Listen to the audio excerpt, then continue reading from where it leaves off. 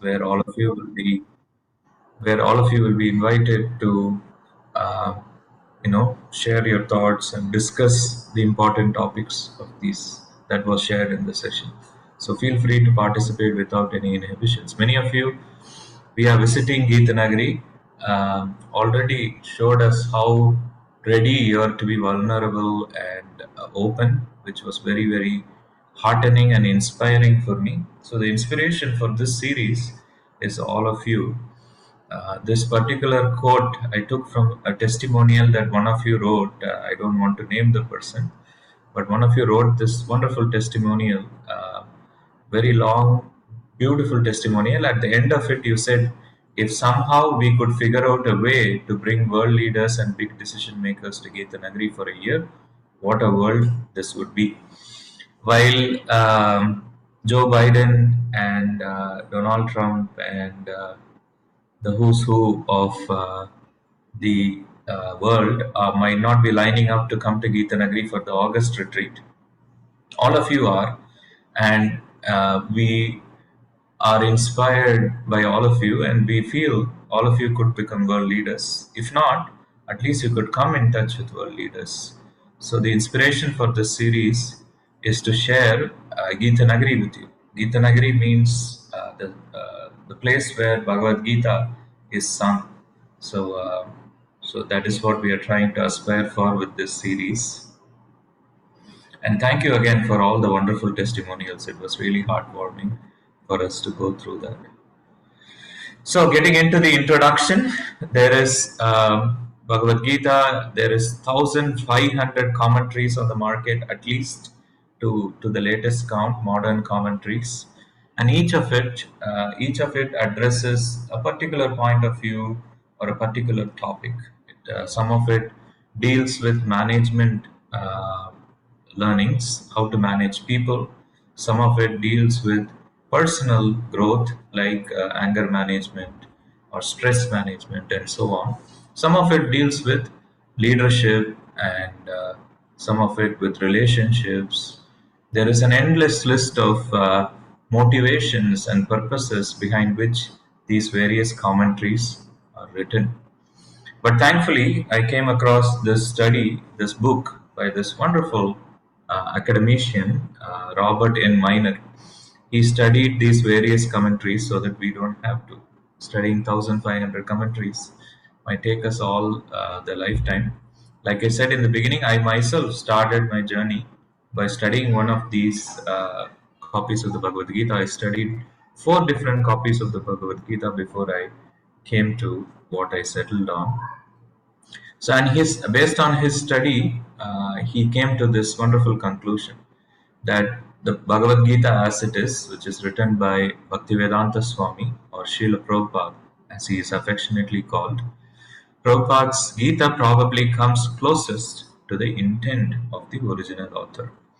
And because of this reason, Prabhupada's Bhagavad Gita is the most widely circulated, the most widely read, the most widely sold in modern times. So this is the basis of our course, is Srila Prabhupada's Bhagavad Gita as it is. Many of you were given a copy in the BMS event.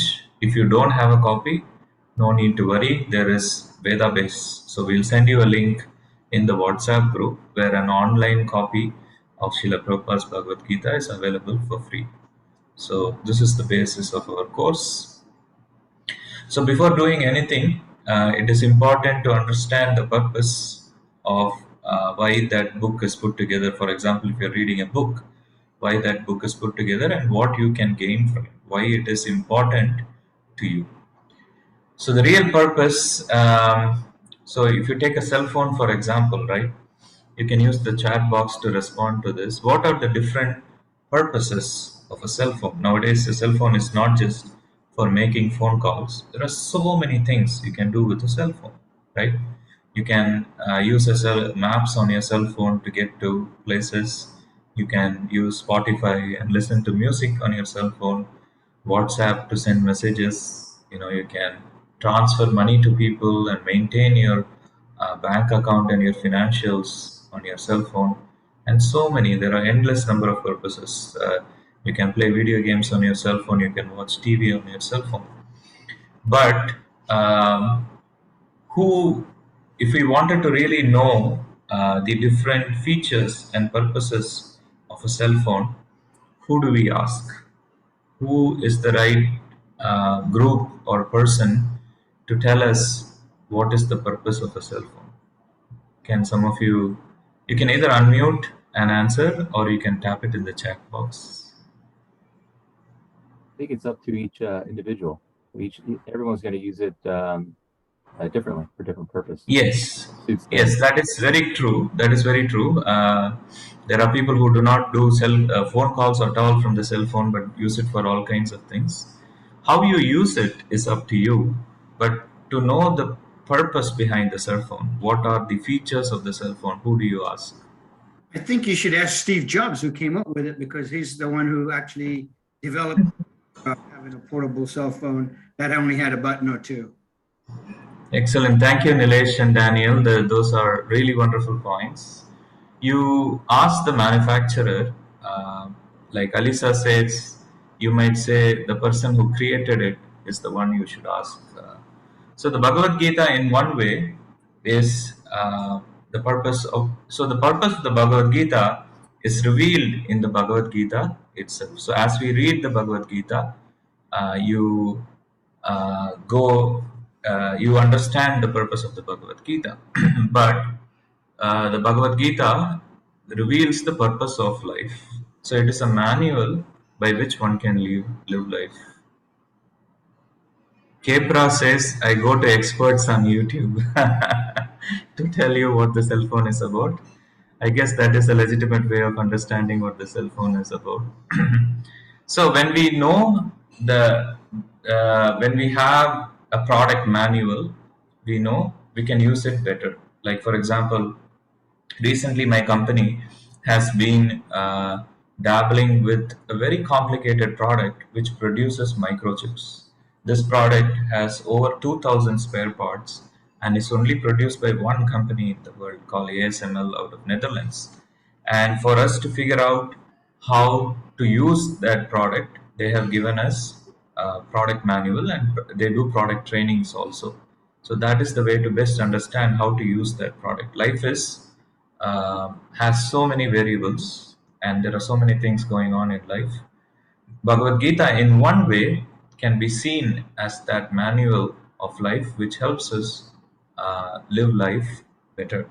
In another way, it is not so mechanical. A manual makes Bhagavad Gita seem as if it's some boring manual, boring mechanical text, but rather, we will see later on in the same slide deck, Bhagavad Gita, while it is a manual for life, it is also a love letter from Krishna, from God to us. So as I go through, I will explain this. So very quickly, the circumstances under which the Bhagavad Gita was spoken. So very special circumstances.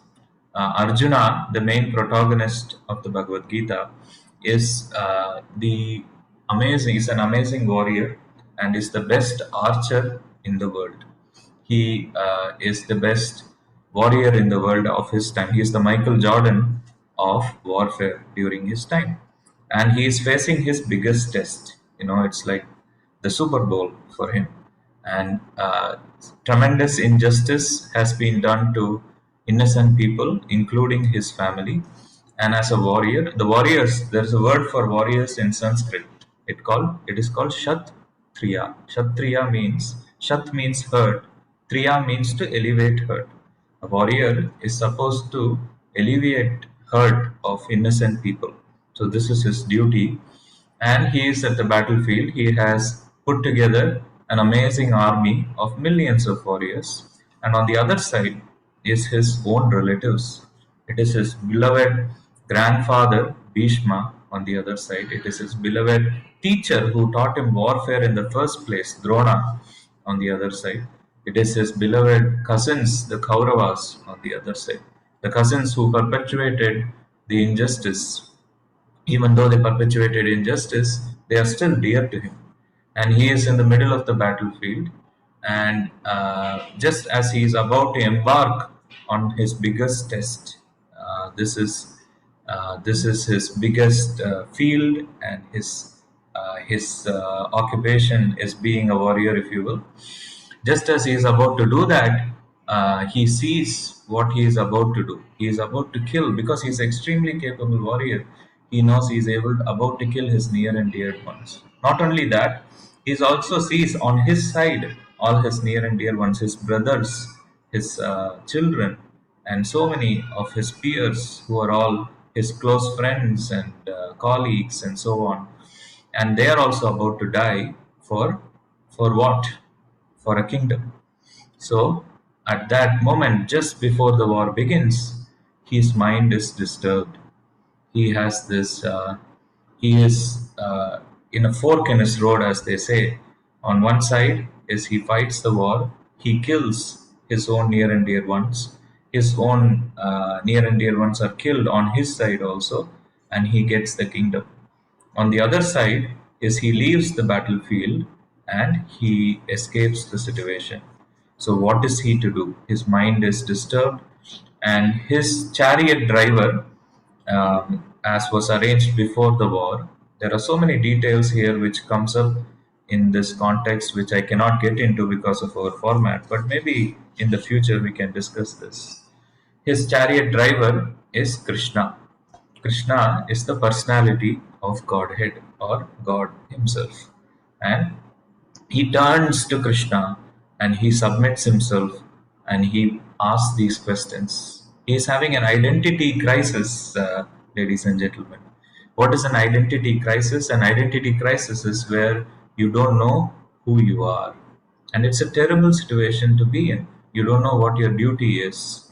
And this is happening to him in the biggest moment in his life, where what he has trained for all his life. It's like an Olympic athlete who's training for, say, swimming, and he is at the swimming pool about to jump in, and he has the jitters. Right at that time, this happens, and this is the circumstances under which the Bhagavad Gita is spoken. We'll get into more and more details of this as we go through the chapter. But is this relevant to me, you can ask? This was spoken 5,120 years ago, so a long time ago. And you and I are not archers, we are not fighting in a war. But every day of our life, we are fighting an inner battle.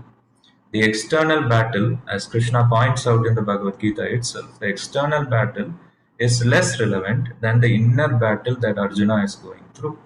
We go through these forks in the road all the time in life. In fact, one very wonderful sage, I heard him describe life as a collection of moments where you have to make decisions. Forks in the road present themselves throughout our life.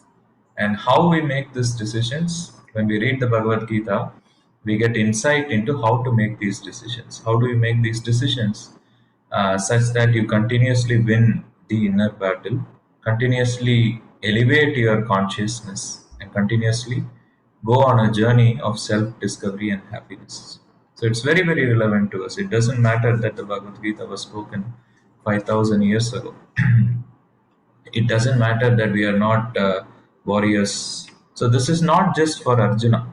So many people ask me this question. Previously, when I used to do this series, I would start from chapter 1 and describe chapter 1. But this question would come up. Why is this applicable to me? Is it only for Arjuna? Because Krishna is speaking only to Arjuna, it seems. It is not. It is not, ladies and gentlemen. It is for us.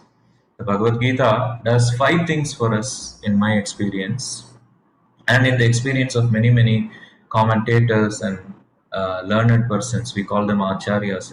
In the experience of many acharyas, there are 5 things that the Bhagavad Gita does to you. 1, it answers the perplexing questions of life. Who am I? Who is God? What is my relationship to God? What is this world and what is the purpose of this world? What is success? What is failure? What is time? And what is karma? Karma is a word you would have heard. Karma, every action has an equal and opposite reaction. Third law of Newton also applies to our day-to-day lives. When we do something, based on the quality with which we do something, it comes back to us. So the Bhagavad Gita answers all these questions. Second, it solves our dilemmas constantly. Like we can see Arjuna, the Bhagavad Gita begins with his dilemma: to fight or not to fight, to kill or to be a pacifist. That is his dilemma. Like that, throughout our lives, there are many things, many dilemmas. For example, conducting the BMS retreat means for me staying away from my daughter for a substantial period of time, a month or so. Especially this April retreats, it was two back-to-back weekends, and preparation is also required. So I spent a month away from my family for that. So do it, and the results are amazing. For personally, for myself, such joy I get out of conducting the BMS retreat, and the relationship I get to have with all of you is just priceless. But comes at a sacrifice.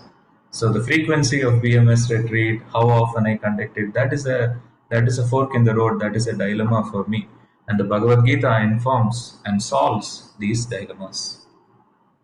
Third, it supports and encourages us on our journey of self discovery. All of us are at different stages and different points in a journey of discovering ourselves. Even if we don't read the Bhagavad Gita, even if we are not spiritually inclined, even materially minded persons, through their work, through their interactions with family, through having basic ethics and morals, when they grow in life, when they go through in life, when they get older, a lot of persons discover who they are more and more. So this journey of self-discovery is inevitable, but especially for spiritually minded persons like all of you and myself, the Bhagavad Gita gives that encouragement and support on this journey. Because this journey, as the monk pointed out in his Art of Meditation lectures uh, at the Gita Nagari farm, it is not a straight line. You don't go from here to the finish lines on a straight line. There are many many bumps in the road, and when things happen to us, questions come up. One question that often comes up is, I am a good person. Why do bad things happen to good people? Right?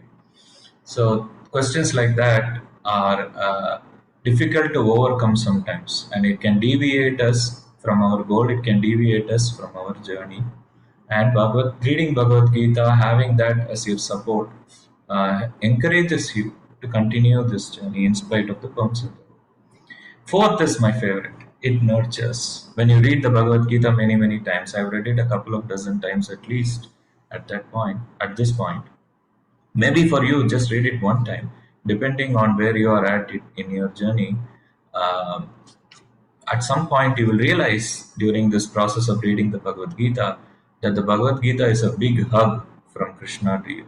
It nurtures you. He gives you love through the Bhagavad Gita. This is why I said earlier, it is not just a manual for life. It is a manual for life, and that is an important aspect of the Bhagavad Gita. But it is also a love letter from God to us. So in that way, it nurtures us. It's not just for Arjuna. That love, of course, he gave Arjuna in the battlefield, but he also has, through giving to Arjuna, is giving to us also, and it motivates us. In my personal experience, there is no better self-help book. I have read many, many. I love to read. I'm a bit of a nerd, as my friends would tell you, and I love to read all kinds of stuff. And I have not read a single book which is a better self-help book, which is a better motivational book than the Bhagavad Gita. So it does these five things for us. And most importantly, I want to leave this impression on you. I'm not going to here analytically prove from statements in the Bhagavad Gita that this is the case, but you will realize yourself as you read the Bhagavad Gita again and again that the Gita is a love letter from Krishna to all of us, a love letter from God, from the infinite, from the Supreme Person to the infinitesimal living entity. Each one of us are spirit souls, infinitesimal living entities, eternally part and parcel of the infinite supreme. And it is a love letter from the infinite to the infinitesimal. So that is my introduction. I have two questions for you before I open the forum and Yamuna leads the sharing of the reflections from this section of today's session. So first question, who can read the Bhagavad Gita? Can some of you tell me who can read the Bhagavad Gita?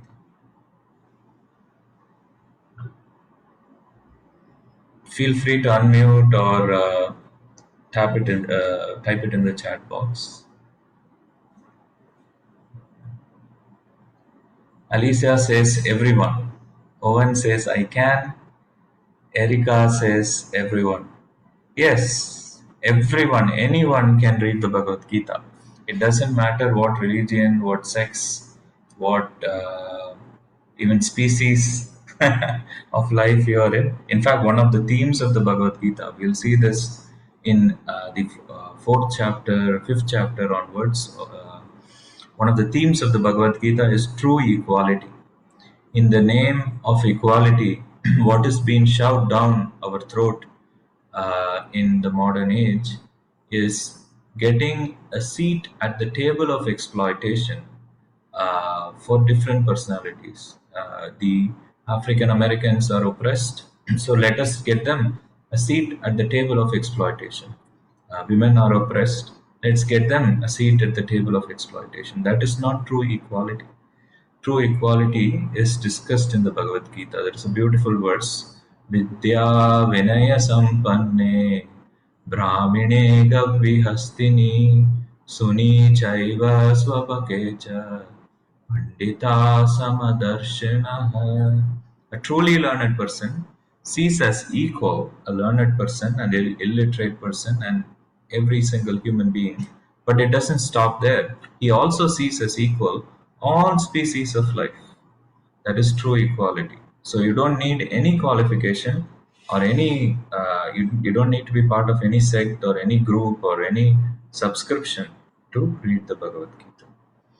But let me ask you another question before I open the floor up. Who can understand the Bhagavad Gita? What is the uh, what is the special quality of a person who can understand the Bhagavad Gita? Any guesses? Yes, how you doing? My name is True. I would say anyone who is open-minded to the wisdom. You know, if you're closed-minded and coming with judgments, then you're not going to get understanding. I want to say this real quick in relative to your first question. I appreciate you asking that question because me, as a Black Latino, I'm a Black Dominican. I've always been interested and attracted to this type of wisdom, but always felt like maybe Indians would think that that I don't belong, or even that my people would think that I'm trying to be Indian. So finally, I said, you know, it's about me and what I like. So I'm diving in, but I appreciate you saying that. As far as it doesn't matter the species, the race, or any of that. Thank you. But who can understand it? Anybody who's open-minded. Thank you, True. Really appreciate that sharing. Very, very important point. Open mindedness is fundamental to understanding the Bhagavad Gita. But I would even go deeper and I would say one who doesn't have personal motives understands the Bhagavad Gita. Oftentimes, what happens is we are conditioned by our past. We have gone through these different things in our life, and when we get to the point where we read the Bhagavad Gita, the reading of the Bhagavad Gita is colored by all of that. There is nothing wrong with that, but we should take the what Krishna says in the Bhagavad Gita as it is. We should not let that colored glasses that we put on because of our past conditioning uh, to enter the Bhagavad Gita's understanding because of the personal motives we might have. We might have a motive. For example, one of my friends is a feminist, and I very much love her, and she is right about everything. But when she reads the Bhagavad Gita, she constantly has difficulty understanding because that designation of being a feminist colors the interpretation of the Bhagavad Gita. There is nothing wrong at all being a feminist. I myself consider myself a feminist. But those designations, those upadhis, the word in Sanskrit, should not color our understanding. So one who can understand it as it is can understand the Bhagavad I have a Gita. question. Yes, please. You were talking about like you read different versions of Bhagavad Gita, and that has been my confusion from quite a long time. So, there is one version by Sarvapalli Radhakrishnan, and then Srila Prabhupada, and then there are other options translation as well. Yes. Now, to the extent I attended Bhagavad Gita session, like part of it, not complete, through ISKCON only. So I felt like the Srila Prabhupada version is Bhakti Yoga, more inclined toward Bhakti Yoga. And I read Sarpalli Radhakrishnan one myself, and that was like more towards Karma Yoga. So I don't know, is my interpretation wrong, or the way it's presented? I'm confused about it. Different versions. So I read Dr. Radhakrishnan's Bhagavad Gita. That was my first Bhagavad Gita I read. I also read Eknath's Bhagavad Gita. That was the second Bhagavad Gita I read. And I read two more versions before I read Srila Prabhupada's Bhagavad Gita. And I can only share what my experience is and what others who I respect and consider teachers and mentors have told me. And you have to go through this experience yourself, and you have to answer this question yourself, which is the version that works for me. When the first four versions I read, I never could fully uh, imbibe, understand, and it didn't clarify things as I would have liked. The first time I read the Bhagavad Gita as it is, it clarified things tremendously for me. I felt it was so much simpler than what I had read before. And the reason I gather from what I hear from persons who have practiced Bhakti Yoga much longer than myself, my mentors and my teachers, is there is no personal motivation that has entered the translations, the commentaries of Srila Prabhupada. Yes, Srila Prabhupada's commentaries center around Bhakti Yoga, but as I will take you through right now, there are three sections of the Bhagavad Gita. The first six chapters are geared towards the individual. It takes you through the journey. The first chapter, which I will discuss shortly after the discussion session, is on doubt. Arjuna has this doubt, and he doesn't know what to do, and he has an identity crisis, and he surrenders unto Krishna and says, "Please help me." And the second chapter deals with this identity, and it talks about who we are mainly, but it also talks about the different rungs in the yoga ladder. There is Karma Yoga, there is Jnana Yoga, there is Astanga Yoga, and there is Bhakti Yoga. So when Krishna talks about all that in a summary format, Arjuna becomes slightly confused and he asks, "Please tell me what is best." And in response to that, in the third chapter, Krishna talks about duty. And at the end of the third chapter, Arjuna asks him, "Yes, I understand my duty, and there are persons who understand their duty, but they are not able to do their duty. Oh Krishna, why is a person who understands his duty not able to do it?" And Krishna says, "Lust is the reason that one is not able to do his or her duty in spite of understanding it." And Arjuna asks, "What is the way to overcome lust?" And Krishna says it is transcendental knowledge, which leads to the fourth chapter, where transcendental knowledge is described. How to acquire transcendental knowledge, what is transcendental knowledge, is described by Krishna.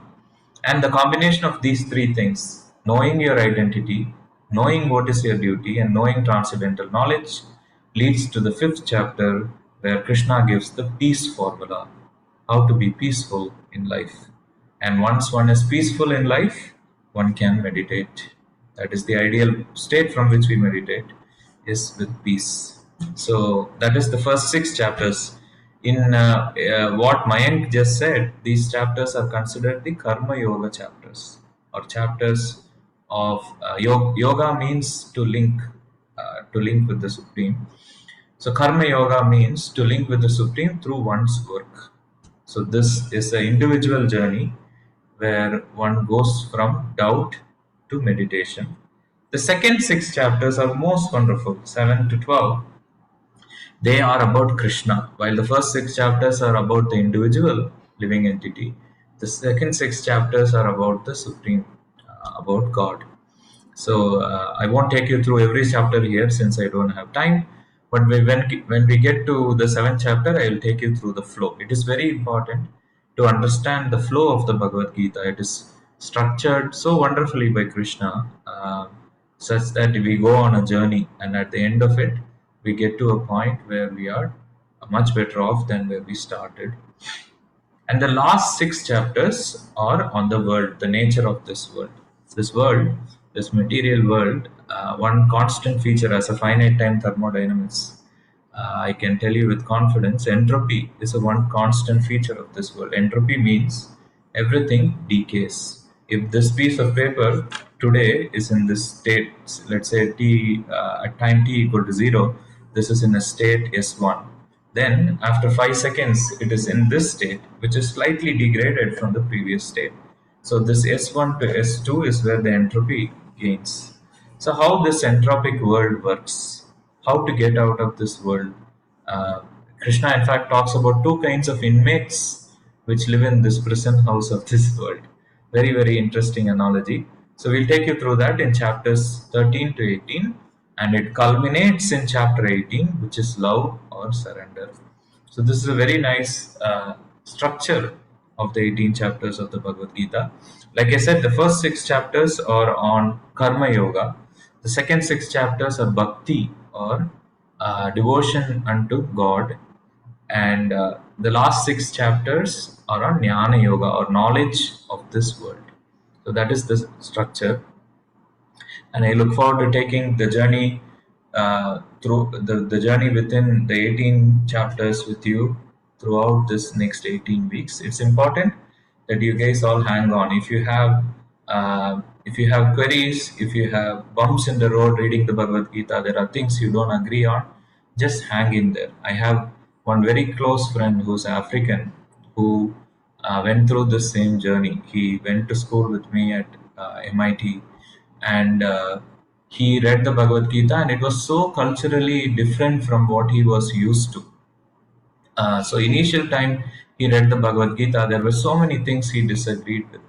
Then he left it on the bookshelf in his house, and many months later, just before he was about to graduate with his PhD, he picked the book up. He thought, why not read it again? And he got lesser questions, and then again and lesser questions till he fully understood it. And this is the same journey all of us go through, because we have so many colorings and experiences from the past which condition us. So just hang in there. The speaker is not perfect. Yamuna Prabhu is a much better speaker. He'll speak next week. But we will do our best to serve you in this way, and just hang in there. So, Yamuna Prabhu, I have spoken too much. Over to you. I'd suggest maybe we take one question and then move on to chapter 1, just to keep time, Okay. if that's okay. Any questions, sharing?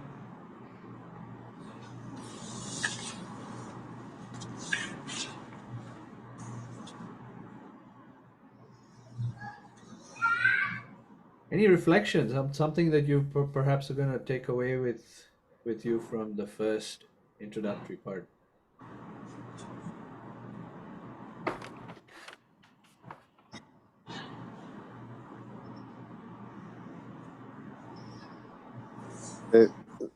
Because I had asked question, I was not asking again to give others opportunity.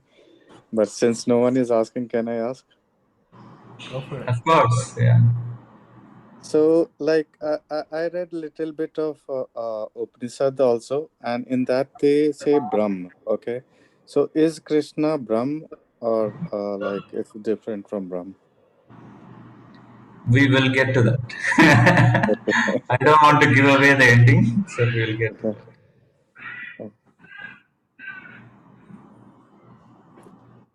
And I if guess you want so. to read ahead, you can read last verse of chapter 14. It explains it pretty well.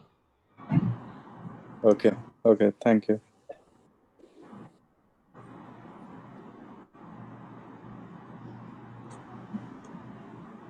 Okay, I would suggest just keep going, maybe, Prakash. All right.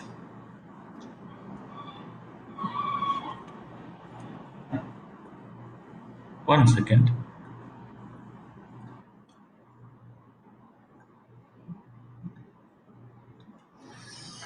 All right, chapter one. Chapter one is observing the armies in the battlefield. So Kurukshetra is the name of this battlefield. Kshetra means field. Kuru was the name of a king who came many generations before our protagonist Arjuna. Arjuna is part of five brothers who are called the Pandavas, and on the other side of the battle is the Kauravas, his cousins. Pandavas are son of Pandu, and the Kauravas are the sons of Dhritarashtra. In fact, the very first verse of the Bhagavad Gita is spoken by Dhritarashtra. Some more context. So, Bhagavad Gita is part of Mahabharat. Mahabharat is the great epic of India, the history of Indian kings, if you will. Very full of intrigue, lot of Bollywood style masala in it in some ways, a lot of killing and love and betrayal and so on. The the essence of the Mahabharata in many ways, the ripened fruit of the tree of Mahabharata in many ways is the Bhagavad Gita. Mahabharata is a very voluminous text. It is more than 100,000 verses and would take a lifetime to read, for me at least. The Bhagavad Gita is actually quite short. It's only 700 verses. The Bhagavad Gita is spoken by Krishna. There are, of course, very wonderful questions by Arjuna, and I counted today morning. 82% of the 700 verses in the Bhagavad Gita are spoken by Krishna. 12% of the verses are questions by Arjuna or observations by Arjuna. So it was a very interactive exercise. Let's also make this session interactive in the same way. And the rest of the 6% of the verses were spoken by Sanjaya. Sanjaya is a very elevated soul and a disciple of Vyasa, the original author of Mahabharata. And he is narrating the Bhagavad Gita to Dhritarashtra, the father of the Kauravas. The Kauravas are on the other side of the battle of the Pandavas, and Arjuna is part of the Pandavas. The names, the terminology I will mention limitedly, but that is the external aspect. The internal aspect is the principles. So if you don't want to immerse yourself in the names and so on, that is perfectly fine. Focus on the primary principles that come out of the Bhagavad Gita. So just some context before we get into chapter one, some more context. There is significant injustice that is done to the Pandavas. The Pandavas were invited to a gambling match by Dhritarashtra and Duryodhana. Dhritarashtra again is the father of the Kauravas, and Duryodhana is the first son of Dhritarashtra and the leader of the Kauravas. And Dhritarashtra is the caretaker of the Pandavas. In what way? So Pandu, their father, died when they were pretty young, and they grew up without a father. Queen Kunti, who is a extremely strong and wonderful personality in the Mahabharata, was their mother, and she raised them as a single mother, and the support was provided by Pandu's elder brother Dhritarashtra. So Dhritarashtra was the elder brother of Pandu. So he was the de facto father figure in their life. So they trusted him, they respected him, and because he invited them to a gambling match, they went to the gambling match. But the brother-in-law of Dhritarashtra, or the brother of his wife Gandhari, is Shakuni. Shakuni is an expert at gambling. There are some people who are really good at poker. He's kind of like that. Never loses at poker, never loses at gambling. And he was on the side of the Kauravas. As a result, the Pandavas lose the gambling match very badly. They lose all their kingdom. They lose themselves. They lose their wife, and as a result, they end up being sent to the forest in exile for 12 years. And further 1 year, it is stipulated they have to be incognito. They are very, very famous people, ladies and gentlemen. The Pandavas are very beloved, very famous people. Here in Singapore, for example, there is one family who started by Lee Kuan Yew, who was the first Prime Minister of Singapore, very beloved. He turned the country around. The country was full of slums and economically low, and he turned the country around, and it's now a very prosperous country. If you ever happen to cross Singapore, please let me know. I can host you. But also you will realize how advanced Singapore is. In some ways, much more advanced than the US and Europe. And the social welfare this country has. So that family, his son, Lee Kuan Yew's son, and his son are very beloved here. So his son is the current prime minister.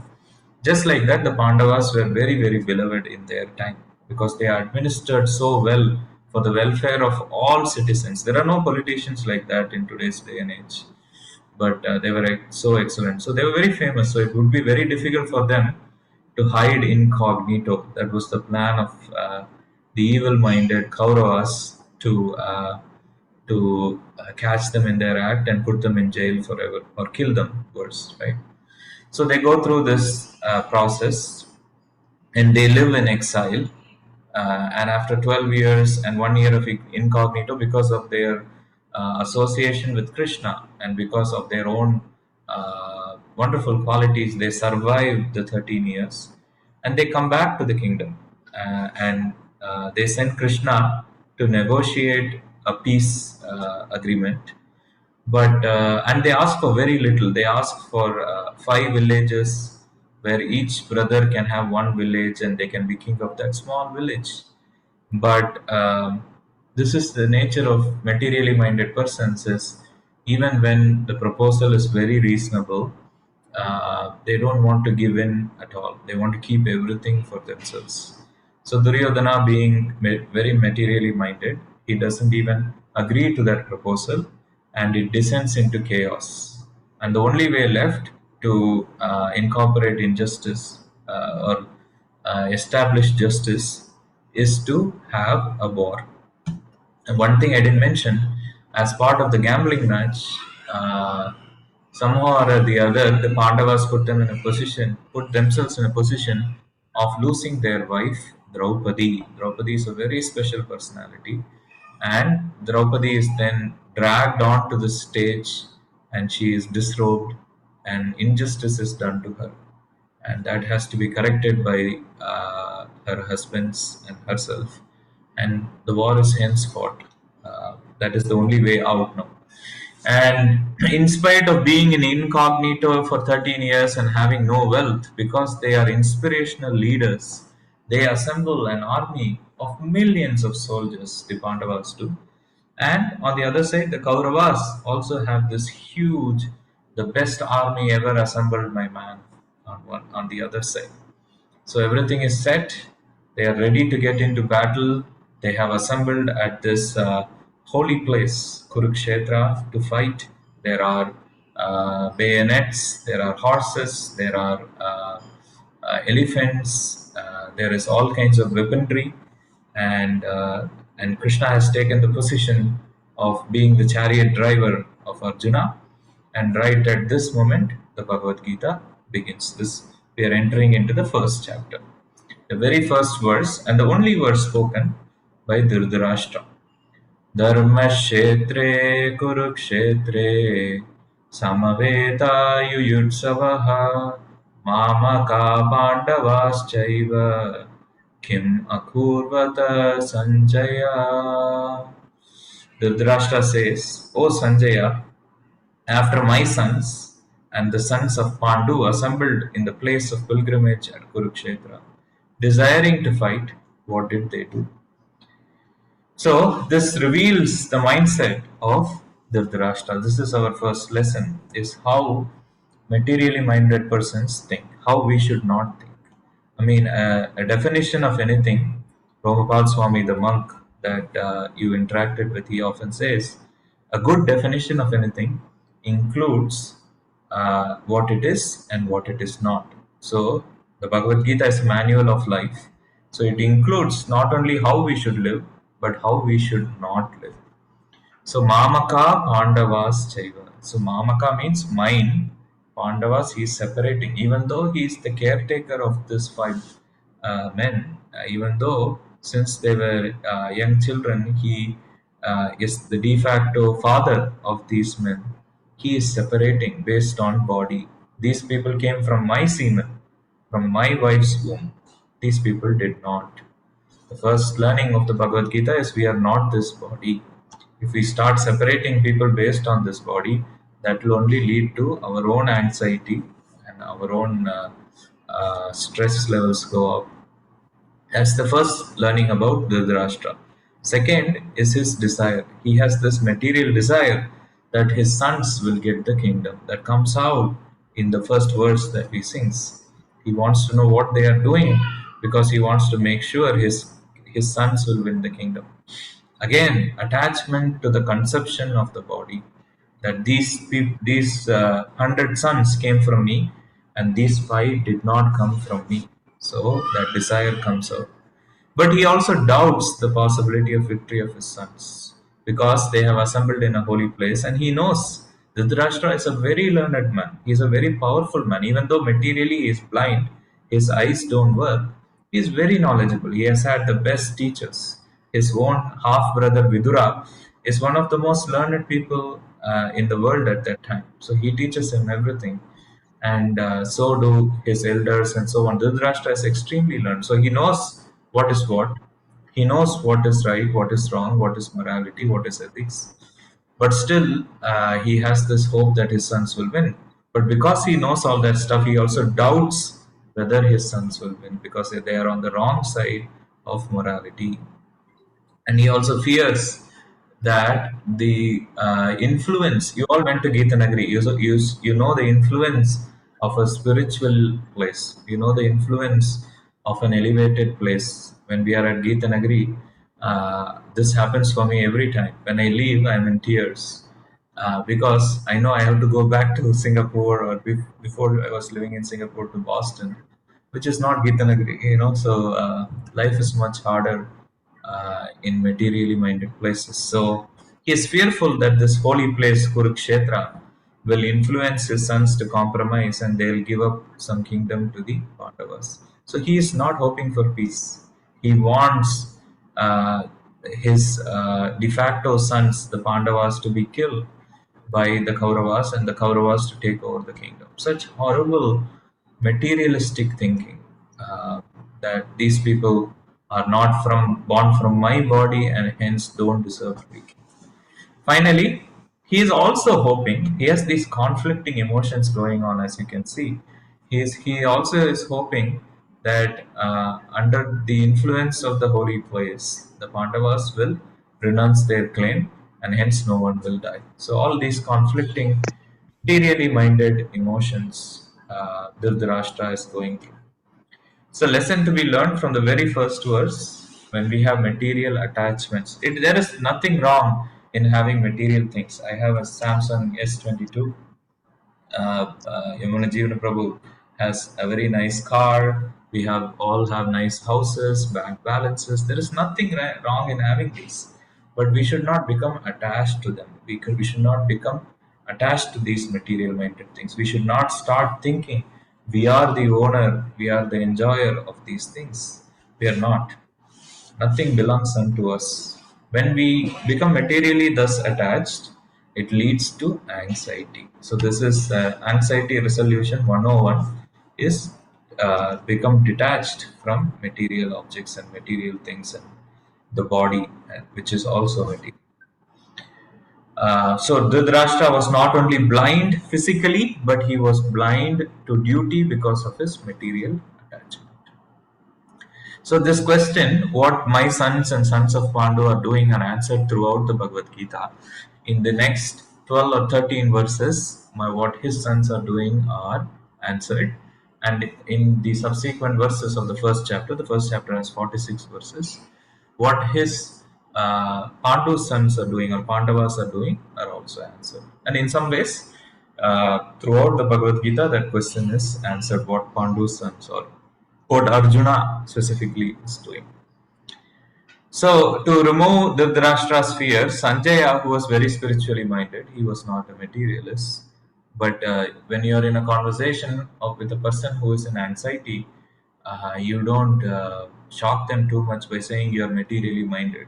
You first elevate their fear and then you go from there. So, in the second verse, Sanjaya says that, don't worry, O Dhritarashtra, they are all assembled to fight and they are going to fight.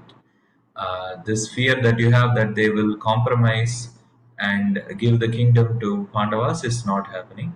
They are going to fight. He confirms that. Then we get into the what Duryodhana says. So Duryodhana is now in the battlefield. Duryodhana is the leader of the Kauravas on the other side of Arjuna, and he uh, he is materially minded, and he begins by playing the blame game. He goes to Drona. Drona is the teacher of the warfare. In fact, the Anurveda, or the text which describes how to conduct warfare, how to fight, is written by Dronacharya. He is a very elevated personality. But he is on the side of the Kauravas because they pay his salary and his loyalty is with them. He taught the Pandavas also warfare when they were younger, and he made them very great in warfare.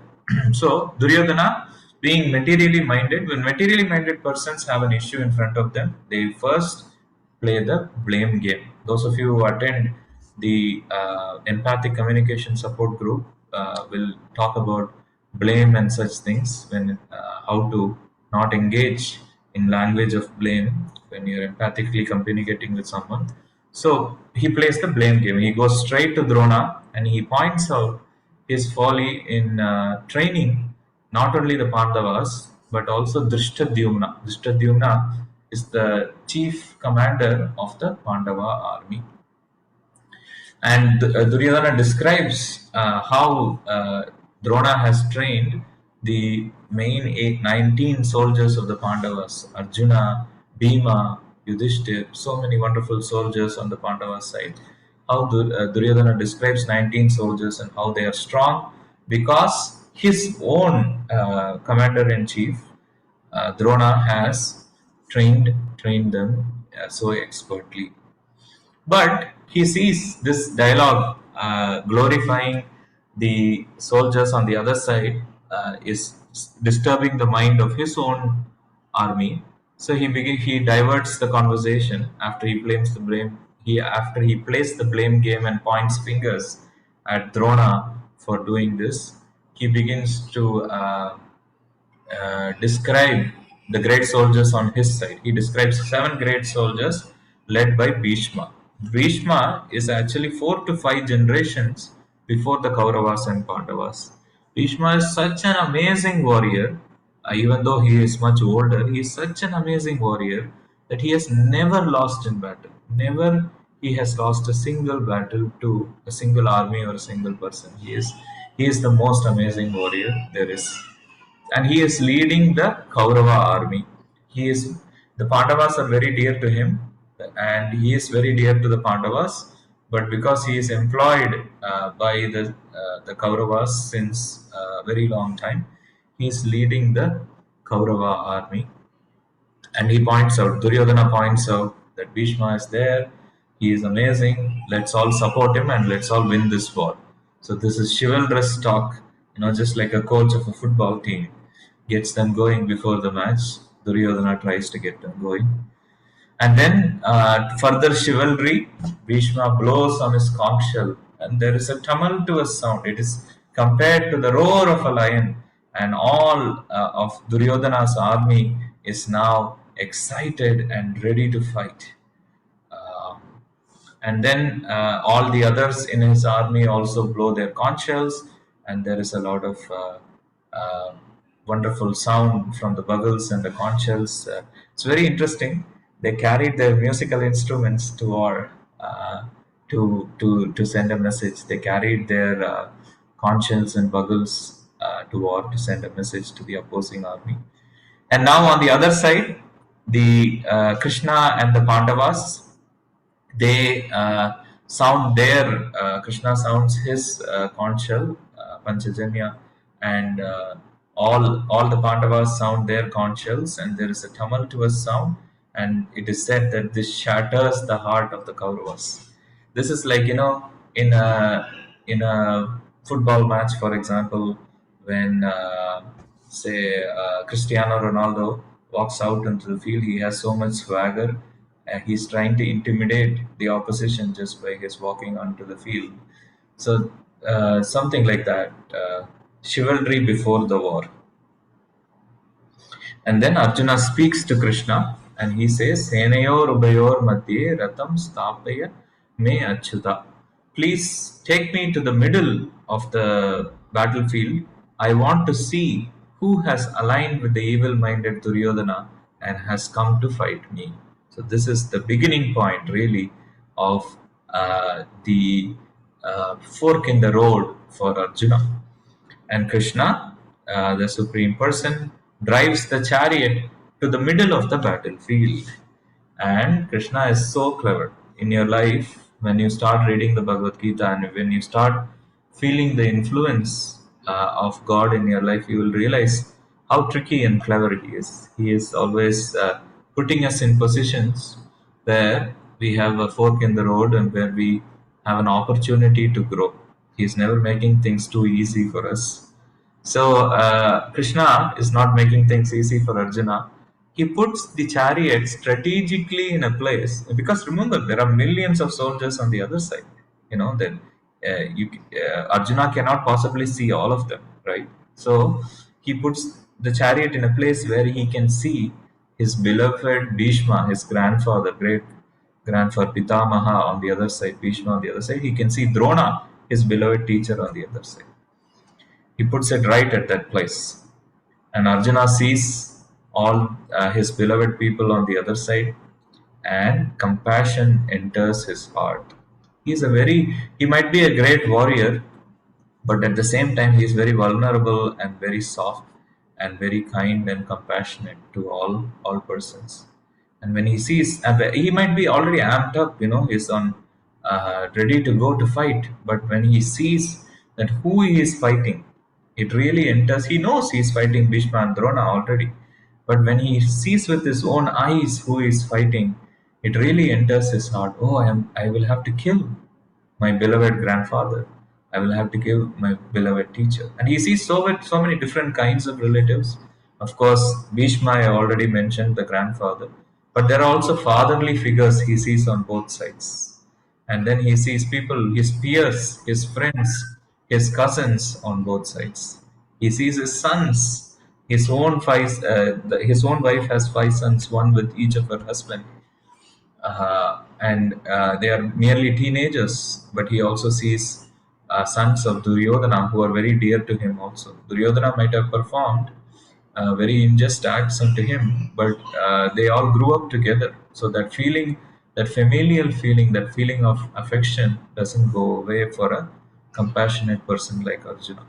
And he also sees grandsons who are there, the people of the next to next generation. And he becomes very, very affected with compassion. He becomes overwhelmed with compassion, seeing all these relatives. What am I supposed to do? On the one hand, I have to fight for justice. On the other hand, if I go through this fight, I am See, one thing you have to understand is Arjuna is an expert warrior. Expert.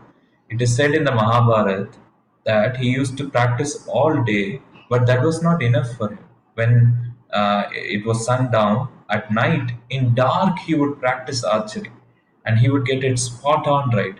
He was the best archer in the world. So if he fought, he would win. He has Krishna on his side also. He would when he knows that. And that means killing all these people. So this compassion enters his heart. And his limbs begin to quiver. His mouth begins to dry up. And he becomes, we all can connect with this. There are points, if we are self aware to some extent, which all of us are, we know we have been in situations where this kind of physiological symptoms arise from our body when we have to make these fork in the road kind of decisions which can change one's life, which can change the life of people associated with us, our near and dear ones. And Arjuna is in that situation. And so he begins the last section of this first chapter from text 28 and to text 46. Is he gives four reasons why he doesn't want to fight. This is Michael Jordan pulling out of the NBA finals. This is the best football player in America pulling out of the Super Bowl. That is the This is the field. This is the battle to fight, and he has trained for this all his life. He is a justice warrior, and he has to protect justice. He has to protect the honor of his own wife, but uh,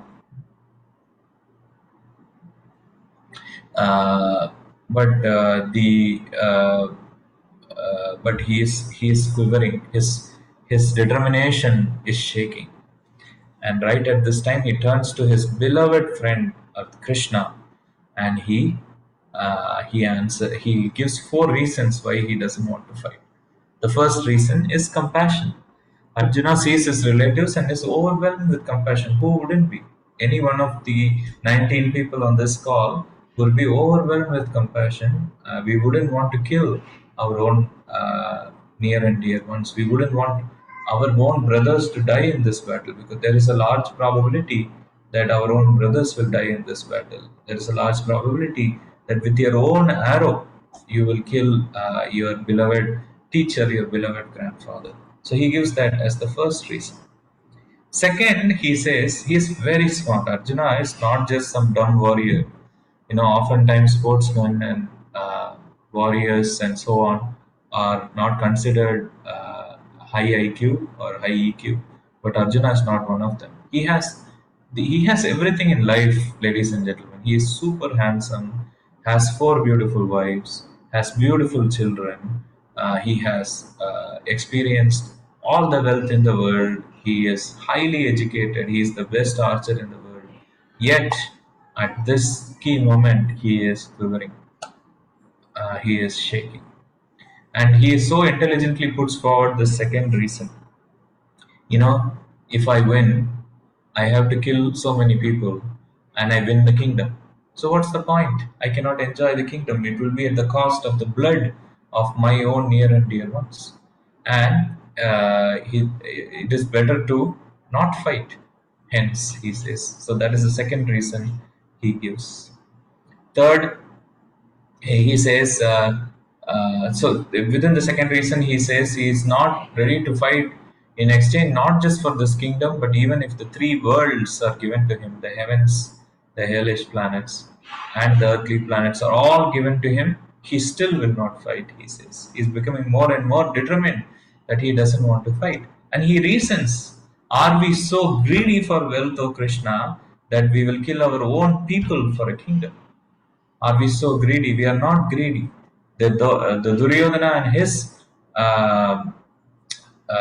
siblings might be afflicted with greed, but I am not. So, if I am fight out of greed and kill all my friends and relatives, according to the Dharma Shastras, which is the Manu Samhita and the scriptures which give the civility, codes of civility, the codes of life, what to do in a warlike situation, what to do in a throughout life, just codes of civility based on common sense, which is not that common.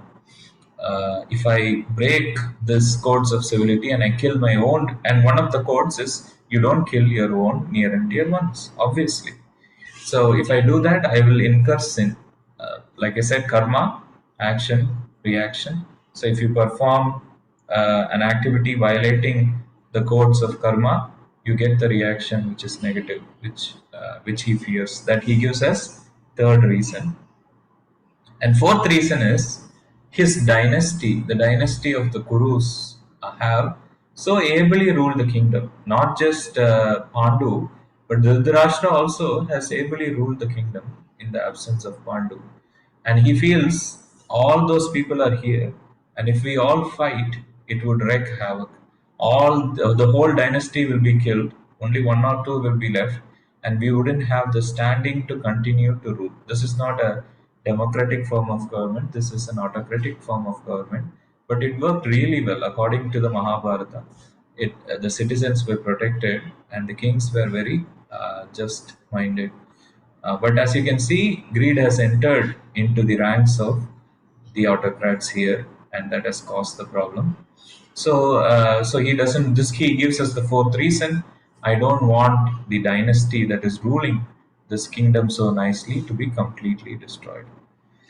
So he gives these four wonderful reasons, and then he is beside himself with grief. He says, "How could I even think of killing them? Why did I even come here? I came here thinking I will kill them, I'll win the war, and I'll win the kingdom. I am so sinful for just thinking that I must atone for my sins. I have to give up everything, go on pilgrimage, and atone my sins. I should not fight. They should kill me, in fact. Even better, they should kill me unarmed, and that would be the right atonement. Yes, it would be better if I was killed by their hands." This is again like Michael Jordan wanting to lose, not even leaving, wanting to lose the or forfeit the NBA finals. So this shows us the qualities of a person who can receive the information, receive the instructions from Krishna that is given to us in the Bhagavad Gita. The qualities that he is showing is he is humble. He is not thinking the codes of civility, the Dharma Shastras are beyond him. He is somehow special. He is not thinking that. Humility means not thinking we are too special, not wanting honor from others. Second, he is so noble.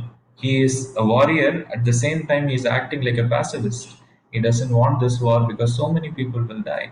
He is so saintly. He is not envious, even though his own wife has been disrobed in the assembly of vicious warriors unjustly. He is still considering not fighting.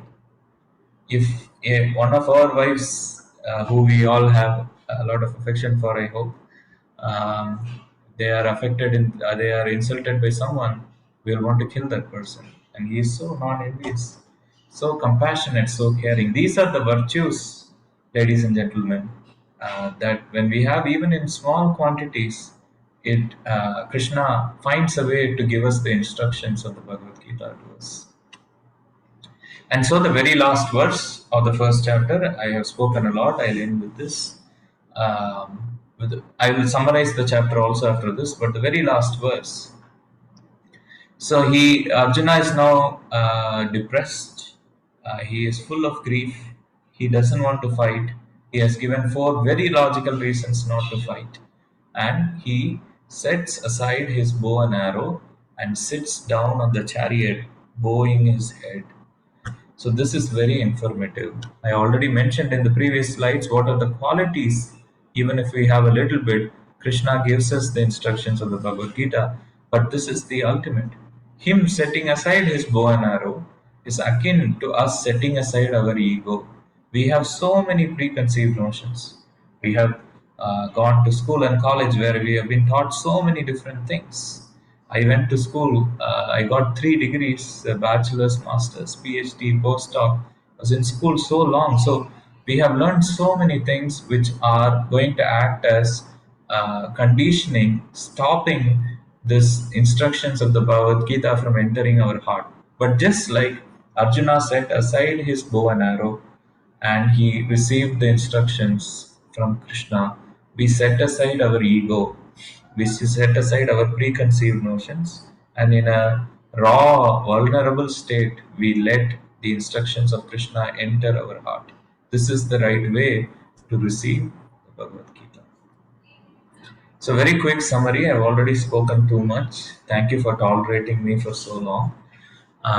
So we saw in the first 1 to 13 verses the mindset of materially minded persons, Duryodhana and Dhritarashtra, how they start with the blame game, how they separate people based on the body. You are white, I am black. That kind of racism descends in some ways from the Dhritarashtra and Duryodhana. Then we saw the sporting blowing of the conch shells, according to our wonderful commentator Srila Prabhupada. These are signs that Pandavas will win. Their conch shells strike terror in the heart of the Kauravas.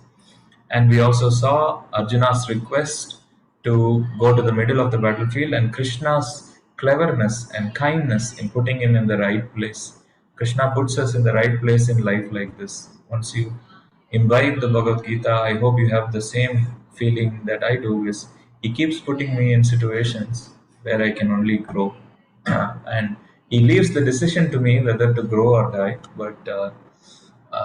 But he puts us in those situations. He's very kind. And finally, we saw the four logical reasons why Arjuna doesn't want to fight. We saw he is beset with compassion, he is beset with grief, and he sets aside his ego and is ready to receive the instructions, which we will see in the second chapter. Sorry for speaking for so long, but let's open the questions up. Yamuna Prabhu.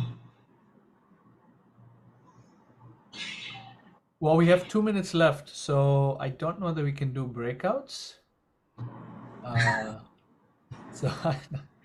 So, let's just open up to questions or comments or. When I did the slides and I did a rough practice, I really thought I'll finish on time. Sorry about that. No problem. We can go slightly longer if you guys have bandwidth, but I understand it's 9:30 at night for most of you. Yeah, I think we got to stick to time. Any I did reflections? just Any? want to ask if I could. Sorry, I don't have my camera on. What you said earlier about having a seat at the table of exploitation really resonated with me, and I had not really heard that before. So I'm wondering, is that something that you have interpreted from the Bhagavad Gita, or is that a teaching? Where did that analogy come from? One of my dear friends, who is an savant of the Bhagavad Gita, has interpreted that from the Bhagavad Gita. I really feel that very much so right now. Yeah, it's like. Go ahead. Sorry, Nilesh, go ahead. Sorry. Yeah, I was thinking that, Arjun represents the common man who's that are humble, rightfulness and whatnot. And even though he's doing that, he's coming to a fork in the road. And it makes us think that when we are faced with those dilemmas in real life, what is the right thing to do? So it has to be where you have to slow down and think about it. And it's one of those deals that, we as humans take action too quickly and not really ponder what the consequences of everything we're doing are going to lead to. I don't know. Amazing. Thank you. Thank you for sharing those thoughts. They're in line with mine. Yamuna, on both of those points, would you like to add? He's very experienced. He's super humble, so doesn't unmute much. Oh, thank you for putting me on a platform I'm not. But I don't know that I have anything necessarily to add today. I will probably be doing the next week, so certainly bring up some thoughts then. But I'd like to hear what others are saying. Like Nilesh had a great reflection. So did Irene. If there's something else that somebody wants to bring up, that'd be great. Okay, I have a question, and like that's like you can say from my logical brain. So, like in old time, according to the laws, eldest son becomes the king. Okay. Now the kingdom was given to Pandu because Dhritarashtra was considered Dhritarashtra was blind, so Pandu was considered more suitable. But now Pandu died, right? So and practically Dhritarashtra was governing the state, right? So now he is the king, and so doesn't his son have like rightful like their rightful heir to the kingdom? Dhritarashtra had the disqualification of being blind, materially blind, of course, and a king should have authority, right? There are other kingdoms which could be hostile. Just like in the world today, there are nations which are hostile to any other nation, to the US, to Singapore, to India, whatever it is, to China. And the king should have authority to stave off hostilities, especially if one is perceived as powerful and without weakness.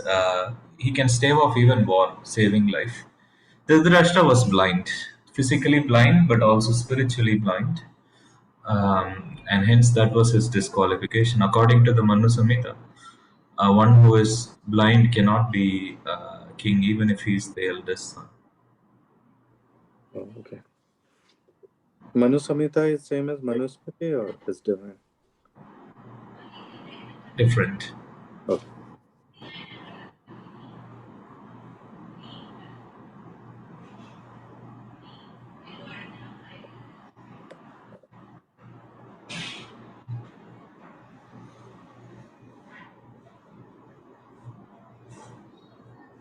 I have one more related question. Yes, please go ahead. You're on Uh, fire today. yeah, I'm sorry, like I got No, no, no, no, not at all. Not. so Dhritarashtra was blind, but Pandu was also sick, right? So a sick king can also, it will be difficult for him to govern, right? He was not sick. He just because of a curse, he died. He was not sick before that. He was very good.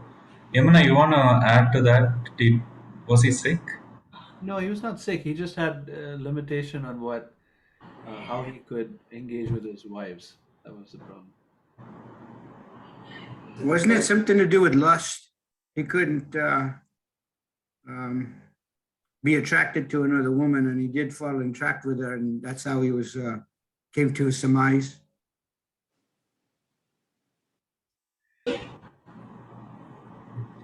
Yamuna, I'm leaving the floor to you. No, no, it was nothing to do with that. He like Prakash said, he had a limitation, and the limitation was because of a curse. Nowadays, curses don't work so well. Maybe they do. I don't know. But back in the day, people had yogic power, and because of yogic power, they had the ability to utter verbiage, and that verbiage would come true. And you'd have to be very controlled in your mind to be able to do that. So in his case, in Pandu's case, the father of the good guys, he had received a curse that if he would have a union with his wife after a certain point in time, that would cause his death. And so, unfortunately, he succumbed to it at one point, and then he died. So that caused a little bit of turmoil with the kingdom, and the blind king and his sons kind of took over for a short period of time as kind of, placeholders, and they had to, according to kingly law, they had to transfer it to the next group of persons, which is the dead man's sons.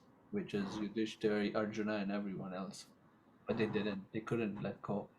It's just like, people occupy apartment. In yesteryears, if you squat in the apartment long enough, it becomes yours. Like that.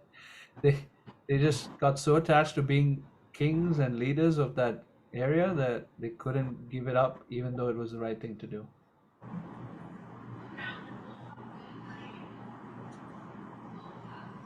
There's so much to be learned, even from the details. The summary format doesn't lend itself to going beyond the boundaries. But we really want all of you to have the experience of hearing the whole Bhagavad Gita before the next PMS. Hence the time limit. All right, it is late at night for all of you. I cannot express in words how grateful I am for this opportunity, not only to meet you at BMS and share all your love and affection, which I really felt from every single one of you, and I treasure as part of my life, but I also am so grateful I get further opportunity to engage with you, albeit through Zoom. Thank you. Thank you very much. Thank you very much. Thank you, Prabhuji. It was very well thought through and prepared for. Thank you. Yeah. I love the analogies. I try to be as American as I can be. I forgot who's a famous American football player. Tom Brady. Tom Brady. Is. Tom Brady. Yeah, he's plays for Boston, doesn't he? New England. Oh, he's retired now. He was playing for Florida. Green Bay Packers as well. Yeah, I lived across from both the Red Sox Stadium and the Patriots Stadium when I was a student at MIT. But I'm not interested in sports. If you cannot say, if you cannot already guess that, yeah. Thank you. Take care. Good night, everyone. Thank you. Thank I'm gonna you. stop the Hare recording. Krishna. Hare Krishna.